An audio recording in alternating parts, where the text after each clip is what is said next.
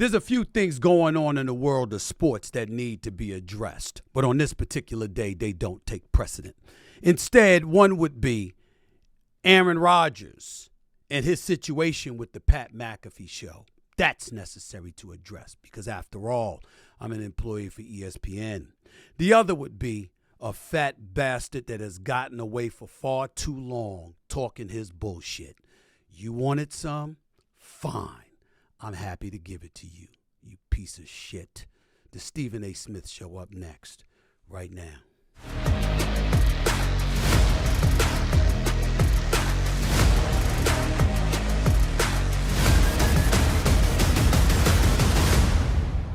What's up, everybody? Welcome to the latest edition of the Stephen A. Smith Show, coming at you at the very least 3 times a week over the digital airwaves of YouTube. I am coming at you from our Los Angeles studios. I'm on the road, so obviously I won't be taking any phone calls today, but to be quite honest with you, I won't be taking any tweets either. I'm not in the mood. I just want to speak, and I want to get out of here because I got better things to do with my time, but there's just certain things that are necessary to get into. Before I do that, let me once again thank you all for showing me the bunch of love that you're giving me. Probably by the end of this show, I'll be up to 460,000 subscribers over the first 9 months of this YouTube channel. I can't thank y'all enough for the love and support that you've been giving me. Keep it coming, and I'm going to keep on coming. A little bit later on in the show, I almost never say his name, and that is the name of Jason Whitlock. He is a guy that has a show on Blaze TV. He is the person that I directly allude to as that fat bastard. He's a no good individual, probably the worst individual I've ever had the displeasure of ever being associated with in any capacity. And I will address him in just a few minutes. All I will say is that the things that I'm going to say, please don't hold anybody responsible for it other than me. Nobody. I even took the liberty of calling my pastor to apologize in advance for what I'm going to say about that no good bastard. So I will address that in just a few minutes, and I'm not engaging in hyperbole. I'm not exaggerating. The pastor's name is Pastor A.R. Bernard at Christian Cultural Center. You don't believe me? Call him and ask him. I don't lie like some other people I know do. But again, I'll get into that a little bit later on in the show. Before I do that, it's necessary for me because I'm the face of ESPN, and obviously there's a lot of things that went on this week in regards to Pat McAfee and some of the news that he made with his show. And obviously Aaron Rodgers was one of those things. The other stuff that involved Pat McAfee and him calling out an executive and all of that other stuff, all I'm going to tell y'all is this. You don't have to mind your damn business, but I will mind mine. I'm an employee of ESPN for my day job. I don't discuss internal matters. That is none of my business. That is above my pay grade. Pat McAfee has his show. He's responsible for everything that goes on with his show. The executives that we answer to at ESPN, they're my bosses. And I'm not going to be stupid enough, irresponsible enough, immature enough to think about that I can talk about family business. I don't do that. That's not going to happen. So don't expect me to speak on that ever, ever. That's not how I roll. Having said all of that, Aaron Rodgers is a different matter because that's not necessarily an internal matter. That's a sports story.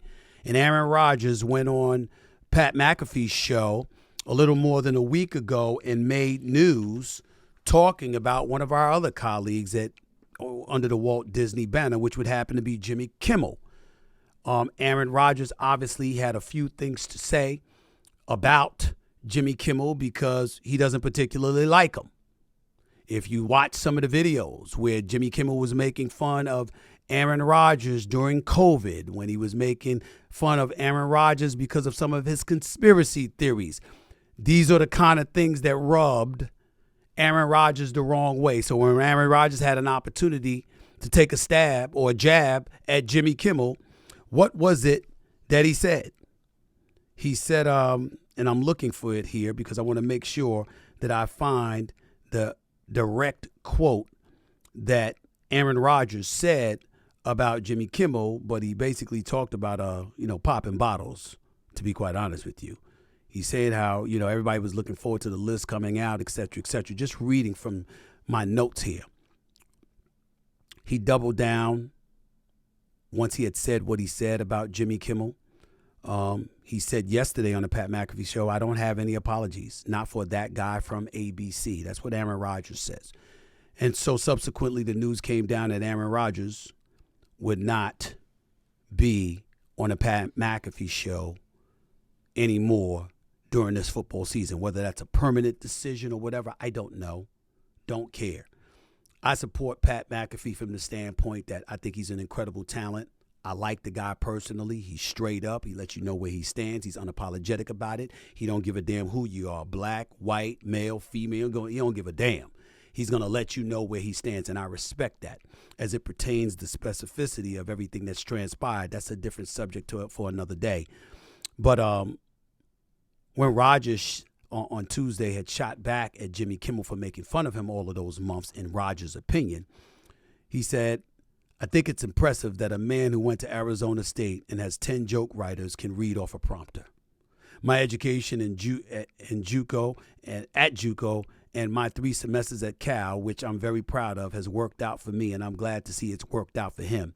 He said, but I wish him, as in Jimmy Kimmel, the best, but I don't give a shit what he says about me as long as he understands what I actually said, and I'm not accusing him of being on the list.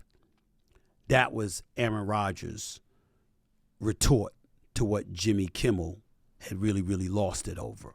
And what Jimmy Kimmel had really lost it over was Aaron Rodgers just saying that, folks are not looking forward to that list coming out, and one of those people is Jimmy Kimmel.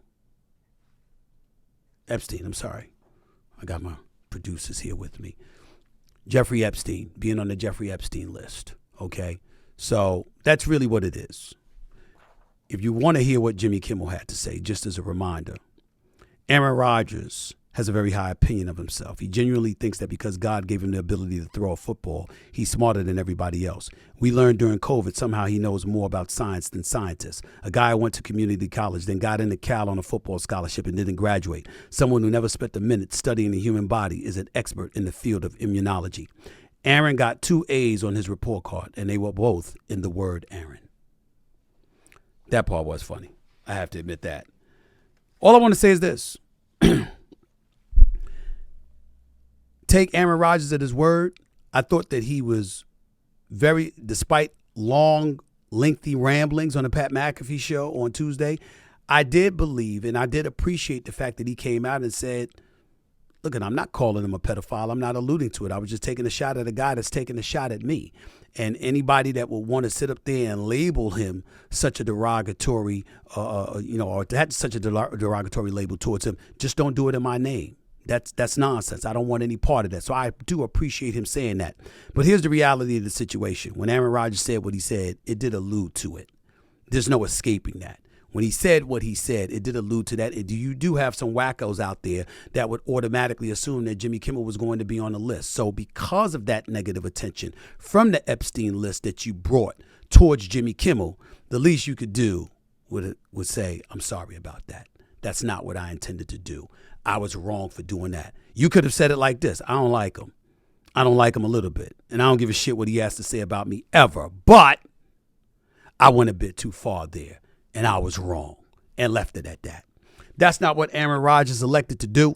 And as a result of it, it is what it is. He's no longer going to be on the Pat McAfee show for the remainder of this football season. Who knows whether or not he'll ever be back. And as a result, we go from there. As far as it pertains to people looking to give a shot to Pat McAfee, listen, Pat McAfee is his own man. Just like an abundance of people are their own man or their own woman working at ESPN.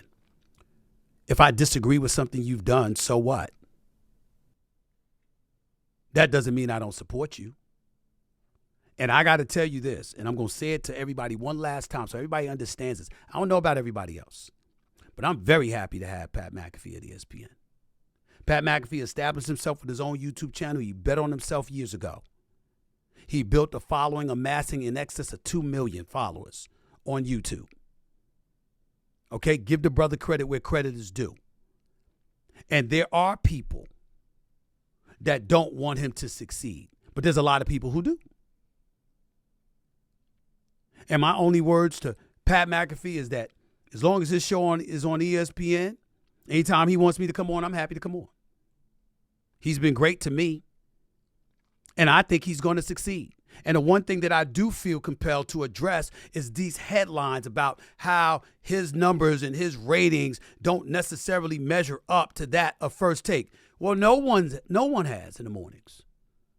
We've been number one for 12 years. But I guarantee you that Pat McAfee's show is doing better than the SportsCenter show. He succeeded. I guarantee you that Pat McAfee's numbers are climbing. I guarantee you that Pat McAfee's show will continue to get better and better. It's just that I intend for First Take to get better and better as well. He's not in the same time slot as me. I'm not competing with him. I want Pat McAfee to be successful. And guess what? The more successful he is, the better it is for somebody like me, along with a plethora of other peoples. Because when the model is the model, when you give this, when you don't purchase the talent, you don't employ the talent, you purchase the show. That's a business model. So for people to root against that makes no sense to me. If Pat McAfee succeeds, you have any idea how many floodgates will be opened for other opportunities for other folks if Pat McAfee succeeds? What the hell are you rooting against him for? What are you rooting against him for? Now, is he in a quiet taste? Sure. Does he do things that most of us wouldn't do? Sure. But in the end, whether I agree or disagree with anything and how I feel is none of y'all damn business because that's an in-house matter, he's got my support. He's got my support from the standpoint I want his show to succeed on ESPN. It makes all of us better. And if you understand anything about business, the abundance of layoffs that took place before his arrival, those were employees or independent contractors. If you're losing money and you're trying to offset losses, you let folks go, you write it off, and you move on to a different era. And when the person that you bring in succeeds the old, and it's their business as opposed to them as an employee, then the overhead and everything that comes with it is your responsibility, not the company's, which means their liabilities are limited. That's why they made the deal they made. Whether it works out for ESPN or not remains to be seen. But make no mistake about it. Pat McAfee is my teammate at ESPN. Just like Shannon Sharp and Club Shay Shay, he's my teammate. Just like Ryan Clark and the Pivot, my teammate. I'm rooting for everybody. You're a teammate of mine. I want you to win. I want you to win. I'm sorry things didn't work out with Aaron Rodgers, or at least that appears to be the case. I'm a huge fan of Aaron Rodgers. I don't agree with what he alluded to, whether intentional or unintentional. Aaron Rodgers alluded to Jimmy Kimmel being on the Epstein list. Period. I'm not saying it was intentional. I'm not saying it was vicious. I'm not labeling it or judging it accordingly. I'm saying what impact it had. Because of the impact, you apologize. And I personally think he apologized. Doesn't stop me from loving Aaron Rodgers. He's a bad man. Got mad love for him. Wish I could watch him on the air talking about sports, not rambling about COVID and immunization and vaccines and all of that stuff. Even though some points he was making, I heard him loud and clear, because there's a lot of people that believe, just like he believes, that our government spent a lot of time lying to us, but that's a different subject for another day. But that brother is an all-world quarterback, a future Hall of Famer, and when he wants to talk football, don't tell me we don't want to hear what he has to say. Still got love for him. Just wish he had apologized to Jimmy Kimmel. That's all I have to say about that particular subject, because I got deeper subjects on my mind right now. Jason Whitlock. I said that name. It's not a name I've uttered. I normally don't do that, but it's necessary to do now. I've had enough of that fat bastard, that piece of shit. And I want to make sure that before I go to break, I want anyone out there who watches me, anyone out there who knows me, anyone out there, no matter what you think of me, I want you to remember, I never talk about him. I never talk about my colleagues. I don't do that. This is a first. But it's necessary. And when I say don't talk about them, I don't mean don't talk about them literally. I don't get in on them like I'm about to do now. I literally called my pastor and asked for his forgiveness and understanding in advance because he's not going to recognize the person he's about to hear. I did the same when I emailed the bosses at ESPN. This is my podcast. I own and operate this. I do what I want on this podcast. But it doesn't mean that I still don't harbor a responsibility to at least give my daytime employers a heads up as to what I'm about to do. My sisters, my nieces and nephews, my boys in the industry, everybody that I could reach out to in time has been warned. It's time for me to address this. I'm only going to do it once. Because this bastard is worth less than a damn cockroach. He wanted my attention. He's got it. The Stephen A. Smith Show. Up next. Don't touch that dial. We'll deal with the fat bastard himself right now. Let's roll.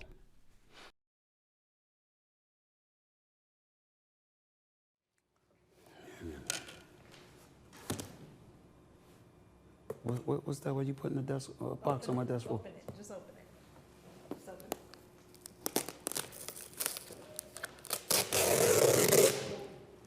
Man, you couldn't have opened it for me?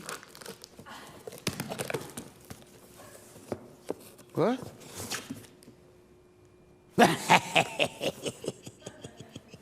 Yeah. Ah, my new book on paperback. I like it. I like it. I like it. I like it a lot. It works for me. It works for me. Y'all see this. New foreword and all. Stephen A. in paperback. Straight shooter. Memoir, second chances and first takes. I haven't gotten over that picture. It does look pretty smooth. I must say so myself. It's a bestseller. I'll hold on to this. Hope you go out and get it. Thank y'all so much for the love and support. Wouldn't be here without you. Thank you. Thank you. Thank you.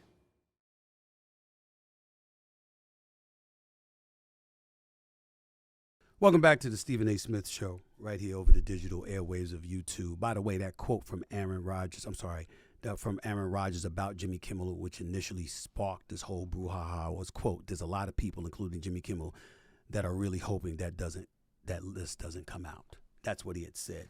Couldn't find it for some reason. I apologize. Let me get back to the subject at hand. Ladies and gentlemen,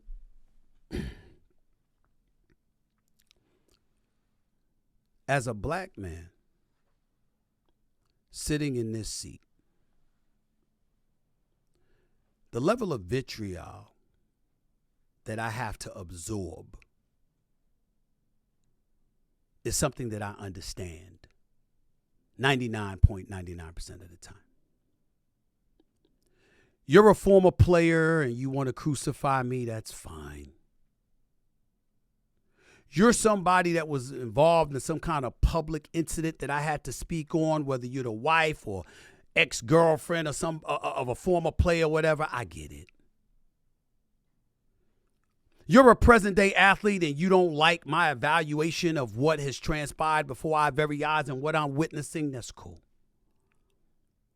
But I swear to you, on everything that I love, it's not personal. I'm a sports reporter and sports commentator. That is what I have been throughout my career. It is my responsibility to tell you what I see through my lens, how I feel about it, what my perspective is, etc. It's not like I'm sitting at home with absolutely nothing to do and no obligation to touch on anything, but I feel the need to invoke and ingratiate my thoughts, opinions, etc., upon the world. I actually get paid to do this. And because of that, sometimes my opinions, my thoughts, my feelings, etc., are things that you would not like. But I have never lied to you. Ever.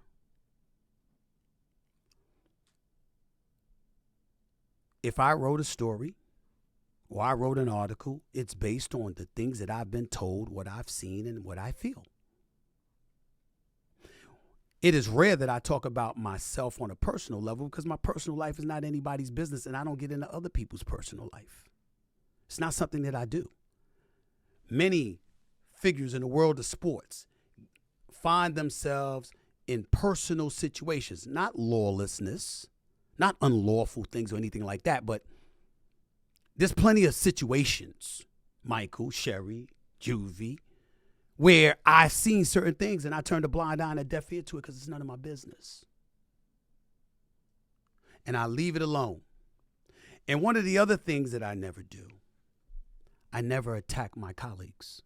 I might disagree with something somebody says or does, and I might have an obligation to speak on it because it's in the news or whatever, but I don't speak against my colleagues.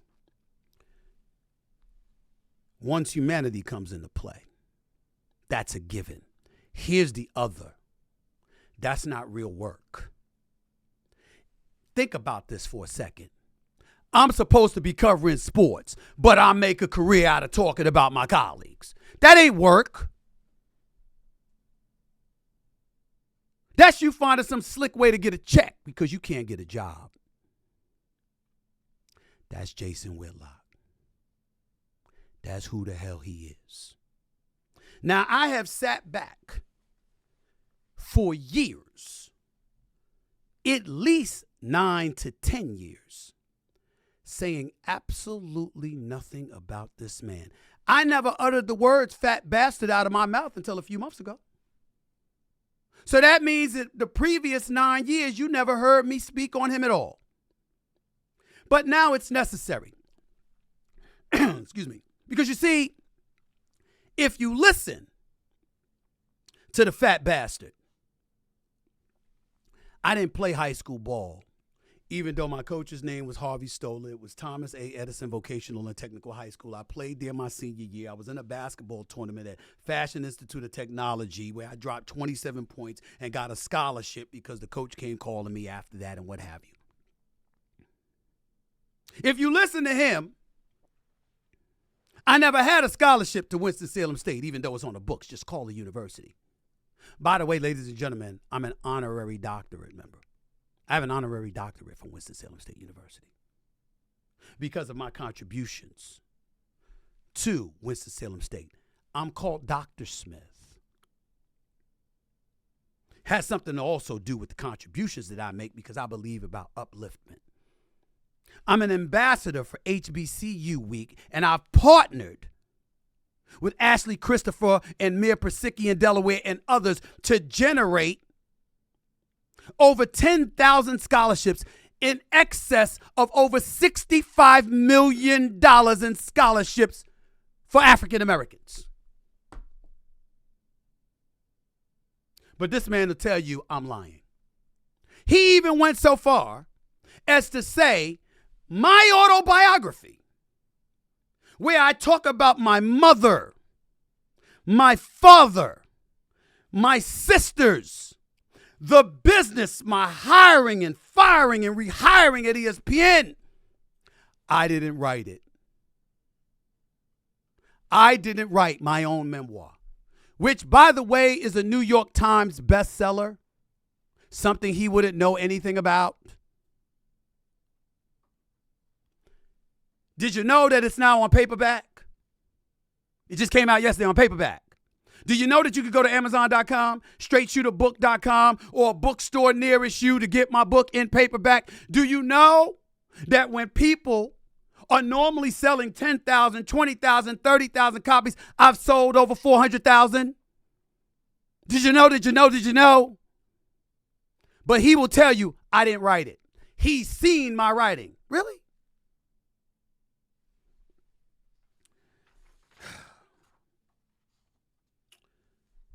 This article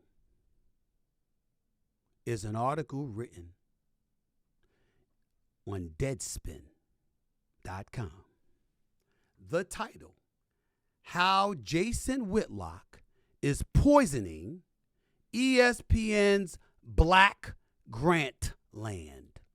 Because remember, Bill Simmons, who's now at Spotify doing a great job, obviously had Grantland at ESPN, and upon his departure, Jason Whitlock was supposed to take up the mantle and create a black website for folks. This article was written by a Greg Howard, published on April 27th, 2015. The same Jason Whitlock that said he's seen my writing, the same Jason Whitlock that implied that I couldn't write, the same Jason Whitlock that said that I'm lying. What does this man do? Why would I call up this article? There's a plethora of reasons why I would do so, ladies and gentlemen.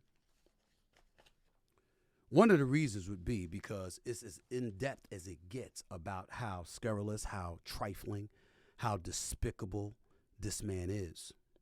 But there's also another reason that I'd pick up this article. Let me read the graph to you that it says. Keep in mind, Stephen A. can't write. This staff, the one Whitlock was praising by way of warnings that if the writers and editors wouldn't align with his vision, he would get rid of them, was not the one Whitlock wanted. The Undefeated, because that was the name of the title before it ultimately became Andscape.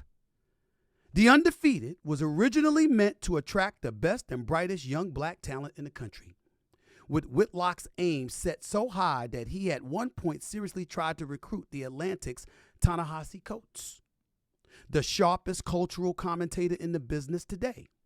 As things worked out, though, those young writers comprehensively refused to work with him.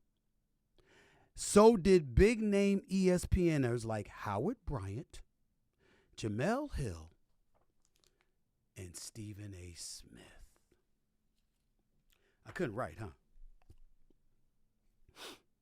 While you were on Blaze TV, spewing that bullshit to people. Did you tell them that? Did you tell them how you stood outside of First Take begging me to talk to you? Did you tell them that once this same article in Deadspin came out, weeks later you wrote a lengthy apology to me in an email, begging me to forgive you, pointing out how you were betrayed by this particular writer, so you know how I must feel that you betrayed me? Did you tell the folks that, you bitch? Did you tell them? You fat piece of shit. Did you tell them that?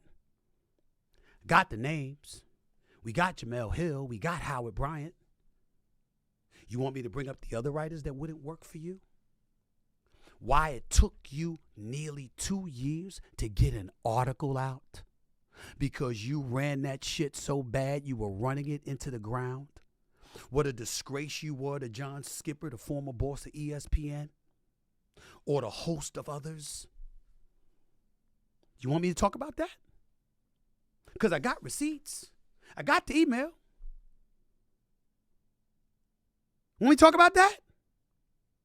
Now, just for everybody that wants to understand, how could this possibly be? Because once upon a time, I actually tried to speak up for this damn cretin. I knew he was a piece of shit. But I said, look, maybe he's misunderstood. Why would I do that, ladies and gentlemen?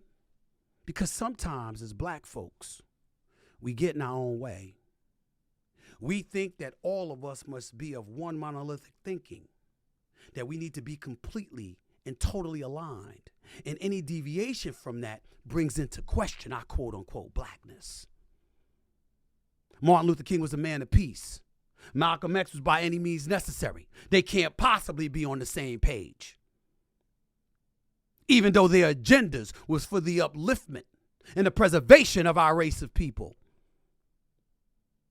So I understand when we talk about stuff like this, how people can sit up there and say, how did it get to this? How did it get to this? Remember when I got suspended years ago?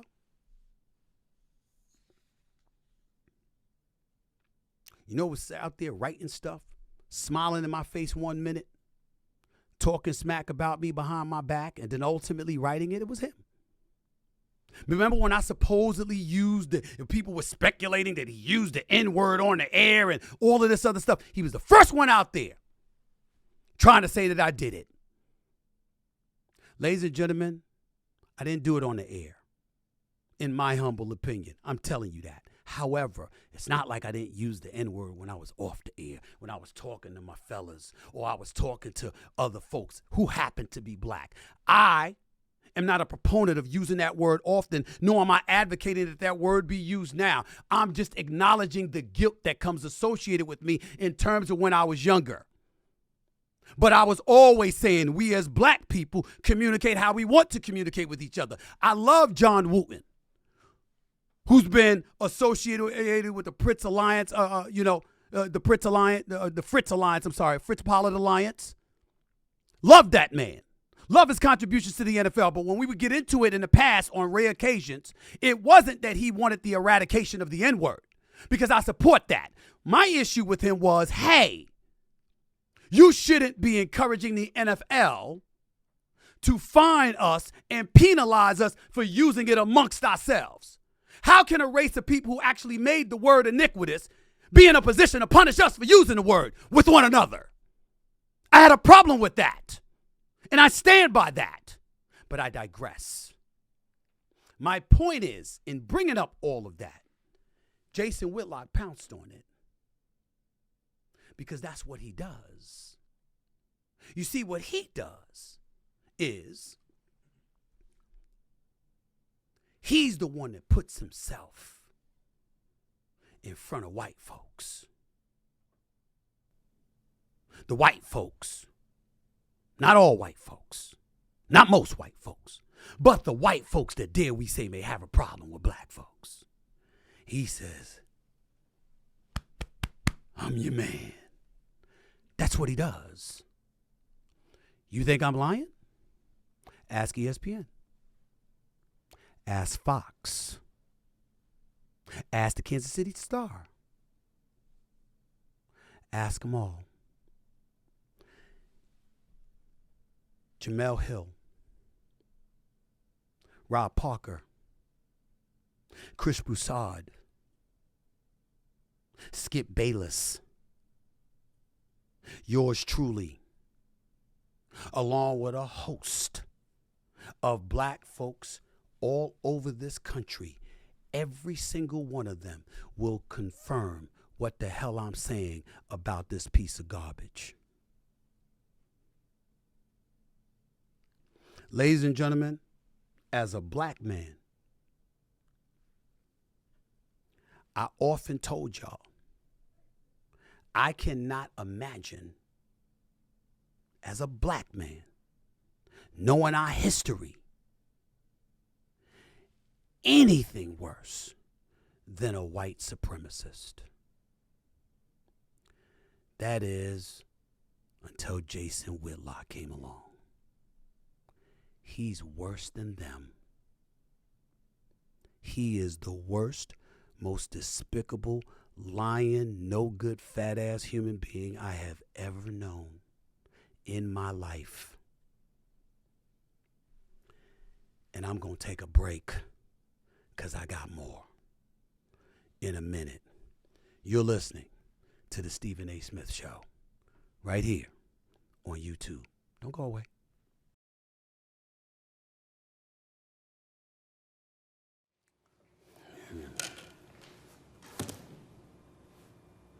What's that? What you put in the desk box on my desk for? Open it. Just open it. Just open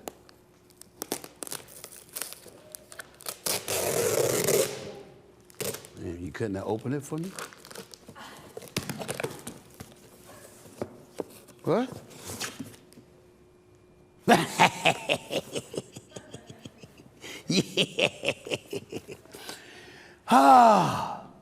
My new book on paperback. I like it. I like it. I like it. I like it a lot. It works for me. It works for me. Y'all see this. New foreword and all. Stephen A. in paperback. Straight shooter. Memoir, second chances and first takes. I haven't gotten over that picture. It does look pretty smooth. I must say so myself. It's a bestseller. I'll hold on to this. Hope you go out and get it. Thank y'all so much for the love and support. Wouldn't be here without you. Thank you. Thank you. Thank you.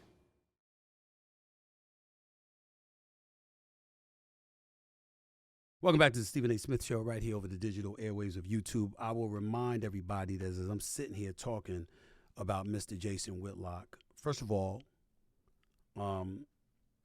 it will never happen again. He's irrelevant. He's not important. He's insignificant, and he knows it. And he did all of this to try and bait me into all of this stuff. I know that's how people are looking at it. My family and friends and everybody thinks the same thing. My point is I don't care. And the reason I don't care is because I've been holding it in for nearly 10 years.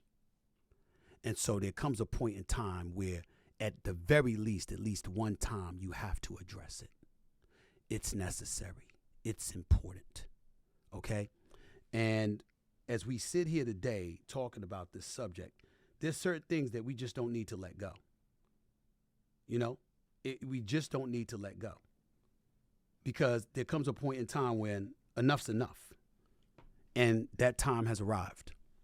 Getting back into him and to really elaborate extensively on us. Ladies and gentlemen, John Skipper, the former boss for ESPN, wanted to start this website. And if you remember, when the Undefeated first came into existence, it was labeled the premier platform for intelligent analysis and celebration of black culture and the African American struggle for equality. That's what it was labeled as. Now that I read you that quote, let me give you a quote that this guy, Greg Howard, has a recording of Jason Whitlock saying to his staff at that time. If you're more comfortable working for white people rather than working for me, and that sounds humorous, but it's the truth, fine. This is according to audio obtained by Deadspin back in 2015.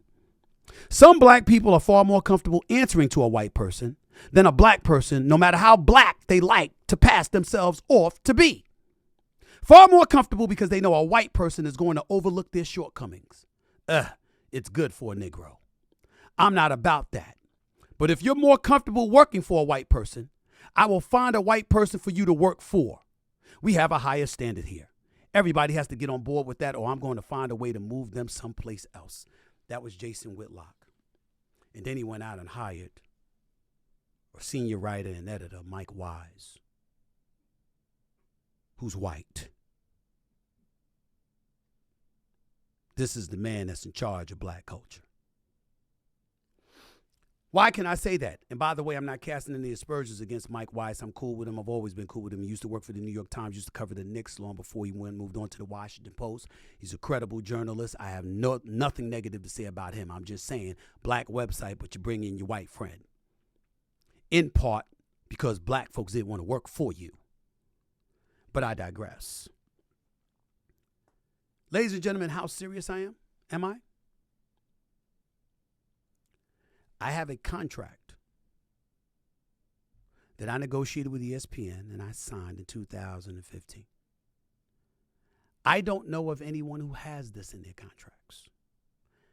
I had it in my contract, and I have a copy of it, where it specifically stipulates that I never work with Jason Whitlock. It's in writing. No wonder you didn't see him on First Take. You didn't see him on Undisputed with Skip Bayless either. Skip Bayless wouldn't allow him on there. You didn't see him on Numbers Never Lie either. Jamel Hill and Michael Smith wouldn't allow him on there. Christopher Broussard for Fox Sports and Fox Sports Radio. Let me take a moment to tell you about Chris Broussard. If Chris Broussard were not in this industry, do you know where he'd probably be? Probably, because I don't know for sure, but probably be, y'all, in a monastery. He's one of the most religious, God-fearing, decent human beings you will ever encounter. It doesn't get any better than Christopher Broussard. And he can't stand Jason Whitlock. Look around. Don't y'all notice why black people scurry away whenever this roach of an individual is around named Whitlock? Because we know what he is. We know what he is. Blaze TV. You may not know. Glenn Beck, Dave Rubin, the great one himself, Mark Levin. I bring up Blaze TV, which is where Whitlock works, because I want Blaze TV to understand I'm not talking about you. I know you're a conservative, I get all of that. I'm not judging accordingly. I know Mark Levin well. We have one another on speed dial. We talk all the time. The same applies to Sean Hannity, the Andrew Wilkows of the world. Okay? I talk to these folks. I'm not one of those people that's married to one side or the other. And decent people are everywhere. Be careful that you don't get yourself stained and stenched by Whitlock. He can do that to people. He is the worst. He's not ethical. He's not moral. Clearly, based over what I've told you about me, he's also not factual most of the time. He will lie, he will denigrate, and he will turn against anyone to serve his own good. The real reason, and casting no aspersions on what Blaze TV presents and what it has to offer, the real reason he's there is because he can't get a job anywhere else. He hasn't burnt bridges, he's napalmed them. Call Eric Shanks and Charlie Dixon at Fox. Call Jimmy Pitaro, Burke Magnus, Dave Roberts, Norby Williamson at ESPN. Call them. Call them. Call John Skipper at Meadowlark Media. I'm giving you names. I'm giving you names. That's just I already gave you on-air talent names. I gave you reporters and on-air talent. Ladies and gentlemen, this same Jason Whitlock that wants to talk smack about me is the same Jason Whitlock that wanted to hire me.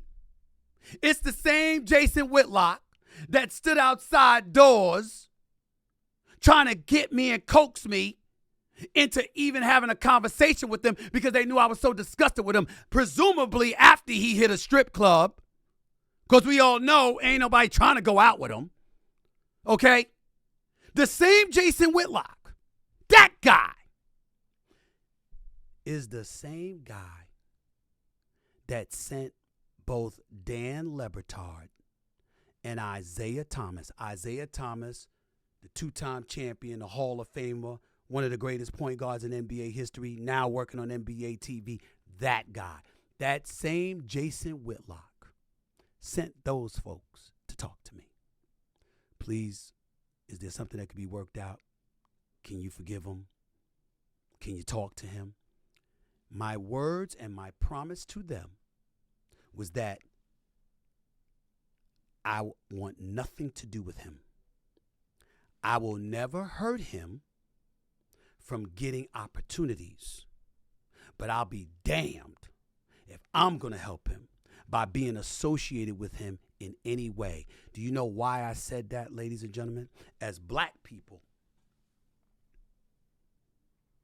And I guess I was wrong. I should say at this particular moment in time, I was wrong to call him a fat bastard or a roach and all of this other stuff, because that's not my name for him. My name for Jason Whitlock is religiously Cain. Cain. You see, a lot of black folks, we talk about how we're the original man on the face of this earth. Well, that means Cain was the original murderer, because he's the one, according to the Bible, who killed Abel. That's Jason Whitlock. There is nothing good about him. Absolutely nothing. And I challenge anybody that knows anything about him to refute what I'm saying. I have the facts. They're all here. I know what he's done. The biggest mistake, one of the biggest mistakes that John Skipper could have ever made as the former boss of ESPN was hiring that man. Everyone knows it. That's why he attacks ESPN. That's why he attacks colleagues and contemporaries in the industry. It's not just because he thinks he's smarter. It's not just because he's fearful of anybody smarter than him in the same room. It's not just because of those reasons. It's because he truly despises us all. It's who he is. And the funny part about it is, when he sits up there and he says, you know, I can't do this or I can't do that. Look, I'm 56 years old. If y'all think now that I'm successful in this business, that I got to sit here and lie about me playing basketball in high school to write in my own damn memoir at this point in time in my life, I can't help y'all. I'm not going to waste my time with that silliness. What I would say to you, however, is this. I have a bestseller. Where's his?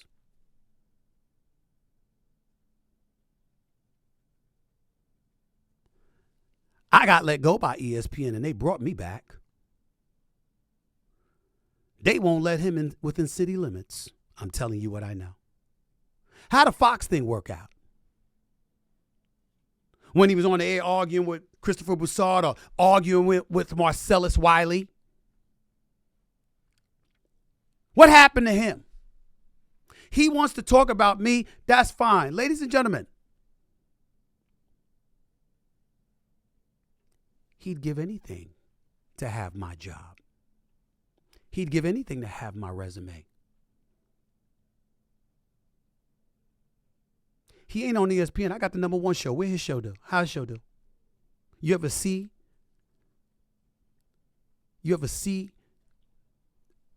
this despicable dude on television? I'm not even getting into how difficult he is to look at. I'm saying, have you ever listened to him? Who wants him? I don't speak like this, ladies and gentlemen, but what else? What other explanation is there other than his evil, vile tendencies than you want to be me? You wish you were in this position, didn't you? Don't you? You wish you had the #1 show for 12 years, don't you? You wish you could do that, don't you? You wish you could be on national television every day, don't you? It ain't bragging. I work for it. Everybody else works for it. The only people out here trying to hurt people is you. You have literally made a career off talking about people in the industry who do what you do. In other words, you're the one to do it better. Then why don't you have a job outside of Blaze TV? Why are you at Blaze TV? Not to knock Blaze TV, but we know that's not where you want it to be. You want to be at ESPN. You want to be running a black website. You want to go to Fox. You want to be on television. You want to do all of these things. Jason Whitlock, what's up? Are you watching the show? I mean, it ain't Club Shay Shay where you break the internet with the Cat Williams interview, but I do pick up at least 1,500 subscribers per day. I am at over 460,000. I just started 9 months ago with my team. You've been at it, whether it's May of 2021 or July of 2021. You've been at it since then. I've already surpassed you. Sound familiar? Because it's what I've been doing to you your entire career. You were a great writer. Your mistake was you started talking. And worse, wanting to be seen while you were talking, which is why your quality and your value plummeted. Because when we see you and we listen to you, we know how worthless you are. This is a dude that, according to reports, literally tried to put a tape recorder under a hotel door to spy on what Allen Iverson was having to say. According to this article in Deadspin, he plagiarized one of his own editors.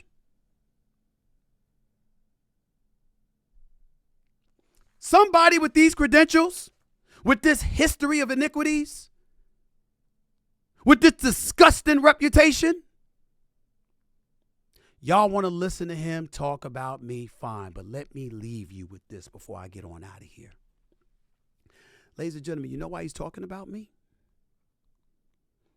Because I get him clicks. That's what he's been reduced to. See, this is a passion and a hobby for me. I have a day job that's paying me quite well. I own and operated this. This cost me money because I invested my own money with my new studio, with my staff, and with everything that I've done to do this. He's leaning on Blaze for a check because he can't find one anywhere else. I ask any of you connected to this industry from this point forward, because I know my colleagues, they don't want to touch this subject because he's a bully, and they don't want to deal with the fallout of him constantly coming at them. I don't give a shit. He came to the one. I know what he is. I have the emails. I have the articles. I have everything. I once tried to befriend this dude. I don't talk to him because he betrayed me, as he has others. He's turned his back on Dan Le Batard. He's turned his back on all of those other colleagues that I mentioned. Ask Jamel Hill about him. Ask Dan Le Batard. Ask Chris Broussard. Let me stop naming names. Ask anybody in the industry. I can give you the names of the executives if you want. All of them. At Fox,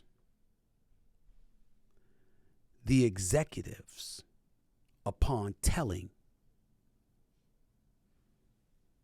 their subordinates that they were bringing Jason Whitlock on board, said, quote, "We'll all band together and stand on the tracks in front of a train to stop it, if that would prevent you from hiring him here."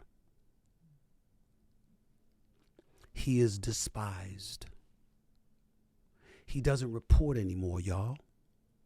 All he does is make noise by coming after the very people who did and still does what he once did, what he aspires to do, but no longer has the outlet to do, because he is considered a vile, despicable human being that no one wants anything to deal with. Nothing. That's who he is. I will not be speaking on him anymore. He's a liar. He's a piece of shit. My apologies to ESPN. My apologies to my family, my friends, my staff, my employees. My apologies to Fox for staining their name by even mentioning the fact that he was once there. My apologies to John Skipper. My apologies to Dan Lebertard and Stu Gotts and their show. My apologies to Jamel Hill. I didn't even mention Kerry Champion. He was insulting to her, along with others. Whether it's Amina Kimes, whether it's Monica McNutt, it's Kimberly. He got something to say about everybody. Molly Kiram, my matriarch, for First Take every weekday. My apologies to everybody that you had to see me out of character to address this dude. But I asked for everybody indulgence for one show and one show only. And please do not allow this to be a reflection on my character, because this is not how I act every day. But I mean it from my soul when I say this is the worst human being I've ever known. I don't know of another human being worse than Jason Whitlock. He is a piece of shit. He's the dude that's going to have a funeral and ain't going to be no pallbearers.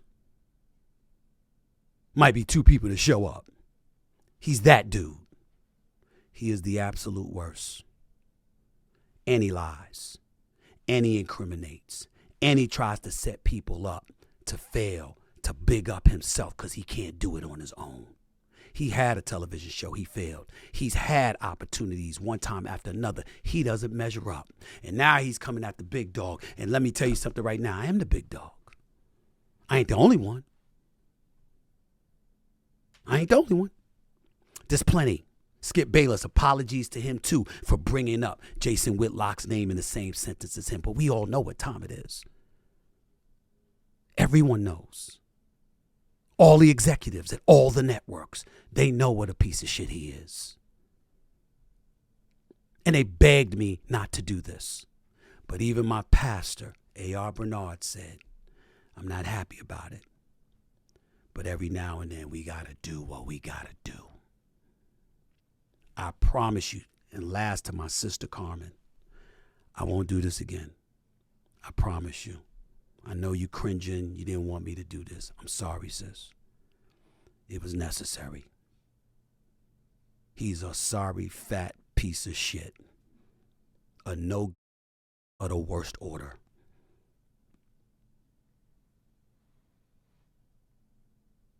That's who he is.